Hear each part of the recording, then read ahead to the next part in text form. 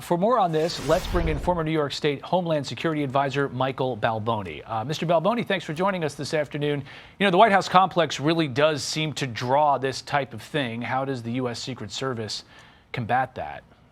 Secret Service has developed a 360-degree, multiple layers of defense, where obviously you have the physical protection of the White House itself, and then you have numerous cameras and surveillance.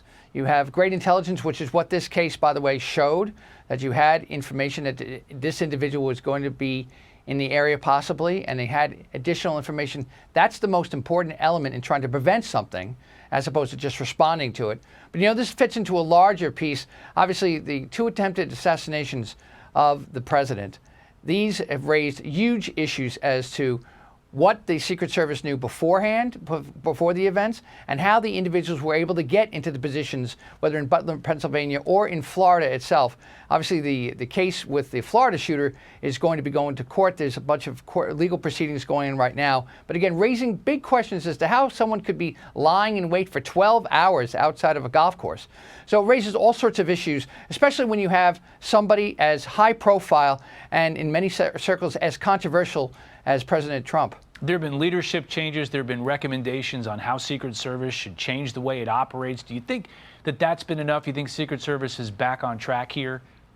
What I always wanted to see was the Congress did a very in-depth hearing and investigation in this, and I wasn't really so satisfied as to what really happened in Butler, Pennsylvania. And so I think that President Trump has said he really wants to get to the bottom of both of those incidents, and he's going to continue to look very strong in those issues and direct all his agencies to share information, which is really important, re-examine the training that people get, and also a lot of the issues. Remember what Secret Service does. They work with local law enforcement when the president is traveling. So what type of relationships do they have? It's absolutely crucial. When I was the Homeland Security Advisor here in New York City, when the Pope came to visit, when we had national security events, working with the Secret Service was absolutely essential. But again, has that changed? Could it get better? These are all the questions that need to be done right now, especially given the Trump presidency. And the Trump administration also, and speaking of your city, is canceling $400 million in grants to Columbia University because of these ongoing protests that we've seen. What do you make of what's going on at Columbia, and do you think that there's going to be any changes from the university given what the administration is doing? So currently, the Department of Justice and the Department of State are examining what has gone on the campuses. First of all, let's be clear.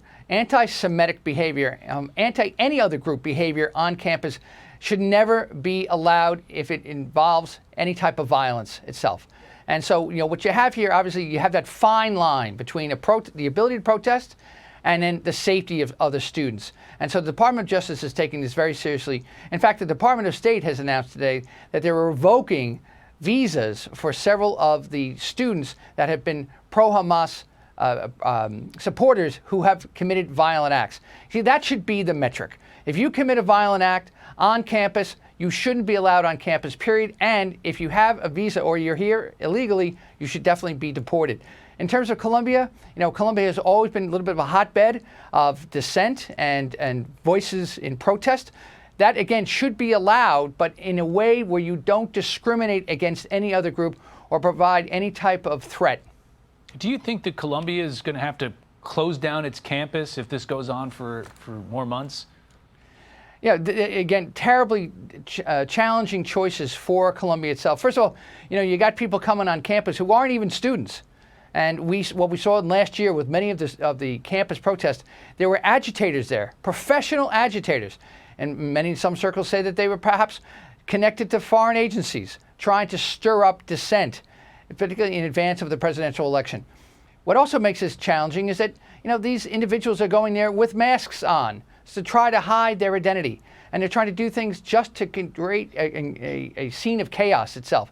That should not be a part of the academic experience, especially with institutions with the history of Columbia. Yeah, Columbia's gotten within its faculty a lot of criticism from bringing in law enforcement.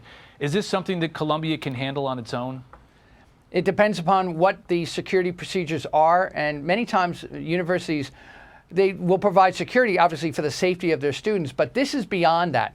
This is now something where you have to take an aggressive action, both in terms of knowing who's on your campus, having a good intelligence set, having the right surveillance, but yet not go into that, George Orwell 1984, where you're going to survey everybody and know what people are doing all the time, because you want to have an area and an air of academic freedom and the ability to protest. So it's an incredibly fine line. It's very challenging for universities like Columbia. I predict that Columbia is really going to beef up their internal investigations and internal capabilities to decide who should be on campus and who should not, and then take steps to prevent people who shouldn't be there from being on campus. All right, Michael Balboni, thanks for joining us this afternoon. Thank you.